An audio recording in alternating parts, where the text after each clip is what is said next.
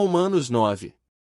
Em Cristo digo a verdade, não minto, dando-me testemunho à minha consciência no Espírito Santo, que tenho grande tristeza e contínua dor no meu coração. Porque eu mesmo poderia desejar ser anátema de Cristo, por amor de meus irmãos, que são meus parentes segundo a carne, que são israelitas, dos quais é a adoção de filhos, e a glória, e as alianças, e a lei, e o culto, e as promessas, dos quais são os pais, e dos quais é Cristo segundo a carne, o qual é sobre todos, Deus bendito eternamente. Amém. Não que a palavra de Deus haja faltado, porque nem todos os que são de Israel são israelitas. Nem por serem descendência de Abraão são todos filhos, mas, em Isaque será chamada a tua descendência. Isto é, não são os filhos da carne que são filhos de Deus, mas os filhos da promessa são contados como descendência. Porque a palavra da promessa é esta: por este tempo virei, e Sara terá um filho. E não somente esta, mas também Rebeca, quando concebeu de Isaque, nosso pai. Porque, não tendo eles ainda nascido, nem tendo feito bem ou mal, para que o propósito de Deus, segundo a eleição, ficasse firme, não por causa das obras, mas por aquele que chama. Foi-lhe dito a ela: o maior servirá ao menor. Como está escrito: amei a Jacó, e odiei a Esaú. Que diremos, pois? Que há injustiça da parte de Deus? De maneira nenhuma. Pois diz a Moisés: compadecer-me-ei de quem me compadecer, e terei misericórdia de quem eu tiver misericórdia. Assim, pois, isto não depende do que quer, nem do que corre, mas de Deus, que se compadece. Porque diz a Escritura a Faraó: para isto mesmo te levantei, para em te mostrar o meu poder, e para que o meu nome seja anunciado em toda a terra. Logo, pois, compadece-se de quem quer, e endurece a quem quer. Dir-me-ás então: por que se queixa ele ainda? Porquanto, quem tem resistido à sua vontade? Mas, ó homem, quem és tu, que a Deus réplicas? Porventura a coisa formada dirá ao que a formou: por que me fizeste assim? Ou não tem o oleiro poder sobre o barro, para da mesma massa fazer um vaso para honra e outro para desonra? E que direi se Deus, querendo mostrar a sua ira, e dar a conhecer o seu poder, suportou com muita paciência os vasos da ira, preparados para a perdição, para que também desse a conhecer as riquezas da sua glória nos vasos de misericórdia, que para a glória já dantes preparou. Os quais somos nós, a quem também chamou, não só dentre os judeus, mas também dentre os gentios. Como também dizem Oséias: chamarei meu povo ao que não era meu povo, e amada a que não era amada. E sucederá que no lugar em que lhes foi dito: vós não sois meu povo, aí serão chamados filhos do Deus vivo.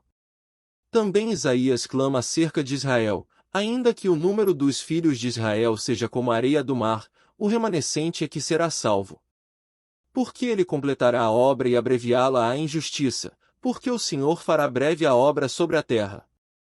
E como antes disse Isaías: se o Senhor dos exércitos nos não deixará descendência, teríamos nos tornado como Sodoma, e teríamos sido feitos como Gomorra. Que diremos, pois? Que os gentios, que não buscavam a justiça, alcançaram a justiça. Sim, mas a justiça que é pela fé. Mas Israel, que buscava a lei da justiça, não chegou à lei da justiça. Por quê? Porque não foi pela fé, mas como que pelas obras da lei, pois tropeçaram na pedra de tropeço. Como está escrito: eis que eu ponho em Sião uma pedra de tropeço, e uma rocha de escândalo, e todo aquele que crer nela não será confundido. Romanos 10. Irmãos, o bom desejo do meu coração e a oração a Deus por Israel é para a sua salvação. Porque lhes dou testemunho de que tem zelo de Deus, mas não com entendimento.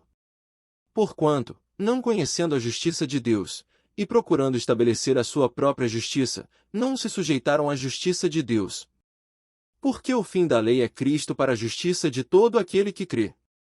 Ora, Moisés descreve a justiça que é pela lei, dizendo: o homem que fizer estas coisas viverá por elas. Mas a justiça que é pela fé diz assim: não digas em teu coração: quem subirá ao céu?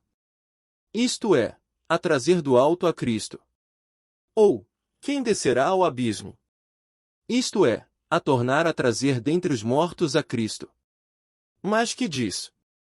A palavra está junto de ti, na tua boca e no teu coração, esta é a palavra da fé, que pregamos.